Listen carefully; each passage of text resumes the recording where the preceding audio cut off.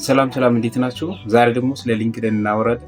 እርግጠኛ ነኝ ብዙዎቻችሁ ስለ ሊንክድን ሰምታችሁ ይሆናል፣ ወይም እንደዚህ አይነት አዶችን በፌስቡክ ወይም እንደዚህ አይነት አዶችን በኢንስታግራም አይታችሁ ይሆናል። ሊንክድን ሬንቱ ምንድን ነው? ስለ ሊንክድን እናወራለን። የትም እንዳትሄዱ የኔ ዩቲዩብ ቻናል ሰብስክራይብ አድርጉ፣ ላይክ አድርጉ፣ ሼር አድርጉ። ወደ ቪዲዮ ነው። ስለዚህ ሊንክድን ምንድን ነው? ሊንክድን ማለት የካይንድ ኦፍ ሶሻል ሚዲያ ፕላትፎርም ነው። ያው እንደ ማንኛውም ሶሻል ሚዲያ የምንጠቀምበት ለፖስት ለማድረግ፣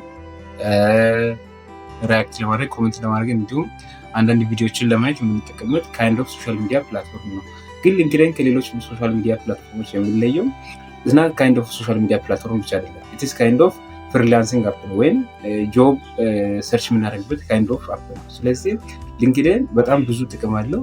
ስራ ለመፈለግ፣ ስራ ለመቀጠር እንዲሁም ደግሞ ለቀጣሪዎችም ስራ ተቀጣሪዎችን ለመፈለግ እንዲሁም ደግሞ ለተማሪዎች አንዳንድ ስኮላርሺፕ፣ ሌላ ስለ ትምህርት አንዳንድ ኮርሶችን ለመማር የሚጠቅም አይነት ሶሻል ሚዲያ ፕላትፎርም ነው። ስለዚህ ሊንክድን በአጭሩ በጣም ፊቸርድ የሆነ ቴክኖሎጂ ነው። በጣም ገራሚ የሆነ ፊቸር ያለው ቴክኖሎጂ ነው፣ ወይም ቴክኖሎጂ ኢንክሉድ ያደረገበት ሶሻል ሚዲያ ፕላትፎርም ነው። ስለዚህ በዚህ ሶሻል ሚዲያ ሰሞኑን በጣም እየተዘዋወረ ያለው እንደዚህ አይነት የማስታወቂያ አይነቶች፣ እንደዚህ አይነት አዶች በተለያየ ሶሻል ሚዲያ እያየ ነው። ስለዚህ ሊንክድን ሬንቲንግ የሚባለው ምንድን ነው? ሊንክድን ሬንቲንግ ማለት ሊንክድን አካውንት አላችሁ፣ ያን አካውንት ወስደን እኛ ፕሮሞሽን እንስራበት አይነት ነው። በቃ ትልቁ ምስጢር የለው። ሊንክድን ማከራየ ስታከራዩ ምንድን ነው? እናንተን አካውንት ለእኛ ትሰጣላችሁ፣ እኛ ደግሞ በእናንተ አካውንት ፕሮሞሽን እንሰራለን። ለዛ ፕሮሞሽን ደግሞ ለሰራንበት ፕሮሞሽን ለእናንተ ብር እንሰጣለን አይነት አጭር ነገር ናት ማለት ነው። እነዚህ ሊንክድን ሬንት የሚያደርጉ ሰዎች። ስለዚህ ሊንክድን እንዴት ነው ሬንት የምታደርጉት? ምን ኮንሲኩዌንሶች አሉ? ወይም ብናከራይ ምንድነው የምናገኘው፣ ምንድነው የምንጎዳ የሚለውን እናያለን። አንደኛ ከጥቅሙ እንጀምር። ሊንክድን የምታከራዩ ምን ያለው? እኔ በበኩል ወደ 20 ሺህ ብር በላይ በሊንክድን አከራይቼ ተጠቅሜያለሁም ሰርቻለሁ።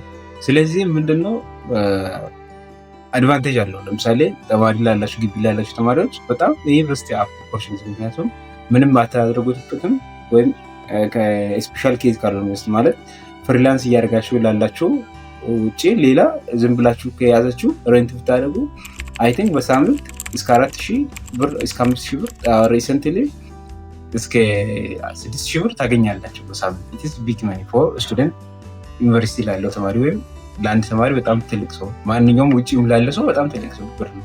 ስለዚህም ታከራዩ እንደዛ ነው። ስለዚህ ይሄን ማከራየት ደግሞ ብቻውን አድቫንቴጅ ሆኖ ግን ከዛ በኋላ ካከራየን በኋላ የሚመጣው ብዙዎች በጣም ብዙ።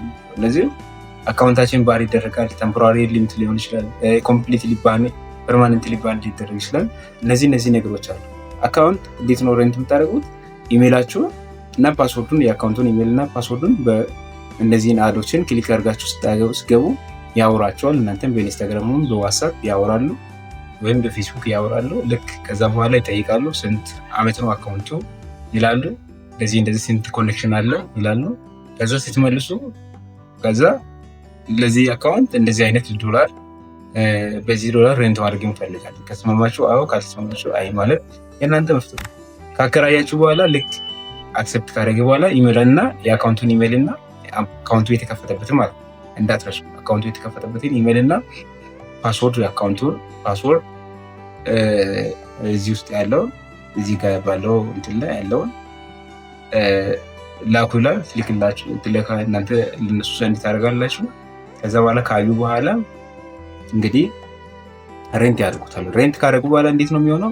መጀመሪያ 3 ቀን ላይ ክፍያ የሚከፈለው። ልክ ሬንት እንዳደረጋቸው እነሱ ሎጊን አድርጎ ካዩ በኋላ አንዳንድ ነገሮችን ከዛ ሲም ይቀይራሉ፣ ፎቶ ይቀይራሉ። እዚህ ጋር ነው በጣም ትልቅ ጌም ያለው ማለት ነው። ምክንያቱም ስምና ፎቶ ከተቀየረ በኋላ አካውንቱ እንግዲህ ምን አይነት ሪስክ እንደሚመጣ ማየት ይቻላል። ስለዚህ ሲም ከቀየሩ በኋላ ፈርስት 3 ዴይ ላይ ፔመንት ይሰጣሉ ለእናንተ። አሁን በፊት እንደዛ ነበር፣ በተለይ አምና ምናምን እንደዛ ነበር። ዘንድሮ አክቹዋሊ አሮ ነው በ3 ቀን አከራባከራይ ውስጥ በ3 ቀን ክፍያ ታገኛላችሁ። ወይም አካውንት ፋይናንስ ጌም ወይም ከምታገኙት አካውንት ላኩ ይላል። ወይም በባይናንስ በክሪፕቶ ፎርም ወይም በባይናንስ ነው የምትልኩት። ባይናንስ አድሬሳቸውን ትልካለ ወይም በሱ ሰንድ ታደርጋላችሁ። እሱን ከተቀበሉ ላይ ፈርስት ፔመንቱን ቻርጅ አደረጉ። ልክ ፈርስት ፔመንቱን ቻርጅ ካደረጉ በኋላ መሀል ላይ እነሱ ችግር ሲፈጠር ከኛ ጋር ትተባበራለህ ብሎ ያወራቸዋል። ልክ ካወራችሁ በኋላ አካውንቱ መሀል ላይ የሆነ ሰዓት ላይ ይዘጋል። ለምንድን ነው የሚዘጋው? ይሄ እነዚህ ራን የሚያደርጉት እንትኖች የኤአይ ቱልን በመጠቀም አዶችን ራን ሲያደርጉ፣ ይሄ ደግሞ ኤአይ ቱልስም ኮሚኒቲ ጋይድን ሩል ስለሚጥስ ብሎ ቴምፖራሪ ሊሚት ባን ያደርጉ። ስለዚህ የዛነ እናንተ እንደምንም አድርጋችሁ ገብታችሁ ቫሪፋይ ካደረጋችሁ በኋላ ከእንደገና ታከራያላችሁ። ሳም ካይንድ ኦፍ ኢንካም ያገኛል። ግን ፐርማነንትሊ ባን ካደረጉ አካውንታችሁን ኮምፕሊትሊ አታገኙት። በሳፖርትም በምንም ቢታወሩ አንዴ ዲሲሽን ሜክ ከደረገ ቴምፖራሪ ፐርማነንት ባን ከደረገ አካውንታችሁን ኮምፕሊትሊ ታጣላችሁ። ስለዚህ ሬንት ስታደርጉ ይህንም ኮንሲደር እያደረጋችሁ ማየት አለባችሁ። ይሄን ዩቲዩብ ቻናል ሰብስክራይብ አድርጉ፣ ላይክ አድርጉ፣ ሼር አድርጉ። ሌላኛው ደግሞ በጣም ችግር የሆነው ነገር ምንድነው? ስለ ኢሜይላችሁ። ኢሜይላችሁን አብዛኛው ሰው ኢሜይል ሲባል ኢሜይልና ፓስወርድ ራሱ የሚጠቀሙን የኢሜይሉን ፓስወርድና ኢሜይሉን ነው። ያ ደግሞ የእናንተን መረጃ አክሰስ እንዲያደርጉ ኦፖርቹኒቲ ያገኛል። ስለዚህ ኢሜይል ሲባል የሊንክድን ነው እንጂ የኢሜይሉ አይደለም። የራሱ ኢሜይል የከፍታችሁትን ፓስወርድ አይደለም። ሲቀጥል ደግሞ ዲቫይስ በተቻለ መጠን ስትወጡ ከሊንክድን ዲቫይስ ሪሙቭ አድርጉ። እናንተ እነሱ ረንት ካደርጋችሁ በኋላ ባትገቡ ይመከራል። ይህን ቪዲዮ ስላያቸው አመሰግናለሁ።